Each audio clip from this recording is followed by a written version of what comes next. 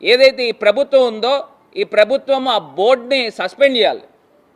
ఇప్పుడు మీరు హై లెవెల్లో మీరు యాక్షన్ తీసుకోవాలి, కానీ ఒక డిఎస్పీని లేకపోతే అక్కడున్న ఒక కామన్ అధికారులపైన ఏదో సస్పెన్షన్ వేసేస్తే దానికి సరిపోతుందా అని నేను అడుగుతా ఉన్నా.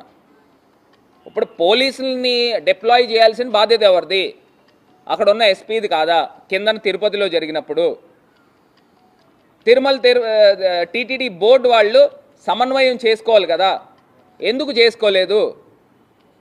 మీరు ఉదయం దగ్గర నుంచి రాత్రి దాకా ప్రజల్ని అక్కడ పెట్టేస్తే, పార్కులు వేసి తాళాలు వేసేస్తే దానికి అర్థం ఏంటని అడుగుతున్నా. దీనికంటూ ఒక ప్రాపర్ ప్లానింగ్ ఉన్నదండి? కొన్ని లక్షల మంది ప్రజలు వస్తారు, మీరు ఎంతో గొప్పగా చెప్తున్నారు కదా, ఇన్ని వేల మంది 15,000 మంది పోలీసులను డిప్లాయ్ చేశామని. మరి అక్కడ తీసుకుని వచ్చి ప్రతి టోకెన్లు ఇచ్చే వైకుంఠ ఏకాదశి టోకెన్ల దగ్గర వేల సంఖ్యలో ప్రజలు జమ అవుతారని మీకు తెలుసు. తెలిసినప్పటికీ కూడా 10 మంది పోలీసులు ఉన్నారంట. ఇది ఎక్కడ అన్యాయం అని అడుగుతున్నా. ఇంత దారుణంగా ప్రజల ప్రాణాలు బలి తీసుకోవడానికి మీరు ఎవరని అడుగుతున్నా. మీకు చేత కాకపోతే తప్పుకోండి, ప్రభుత్వానికి చేత కాకపోతే దిగిపోండి, మేము చేసి చూపిస్తాం. ఇవాళ దీనిపైన సమగ్రమైన విచారణ జరగాలి. సుప్రీంకోర్టు జస్టిస్తో దీనిపైన సమగ్రమైన విచారణ జరపాలి. ఏదో పుష్కరాల్లో జరిగిన సందర్భంగా మీకు మీరు ఏదో ఒక విచారణ జరిపించేసి ఒక క్లీన్ చీట్ చంద్రబాబు నాయుడు గారికి ఏం సంబంధం లేదని ఇక్కడ పుష్కరాల్లో భక్తుల యొక్క అతి ఉత్సాహంతో ప్రాణాలు పోయినాయి అని చెప్పి రిపోర్ట్ రాయించారు. దీనిపైన కూడా మళ్ళీ ఒకసారి తిరగతోడాలి. ఇప్పుడు దానికి 29 మంది ఎందుకు చనిపోతారండి? ఎందుకు చనిపోతారు? ఎలా చనిపోతారు? పుష్కరాల్లో మీకు ఒక ప్రాపర్ మేనేజ్మెంట్ లేకపోవడం వల్ల చనిపోయారు, ఒక సిస్టమ్ లేకపోవడం వల్ల చనిపోయారు.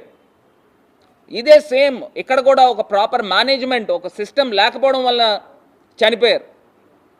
మరి ఇంత దారుణమైన ఘటన జరిగినప్పుడు బేషరతుగా వీళ్ళు దాని బాధ్యత తీసుకుని రాజీనామా చేయాల్సిన అవసరం ఉంది. ఎందుకు చేయట్లేదని అడుగుతున్నా.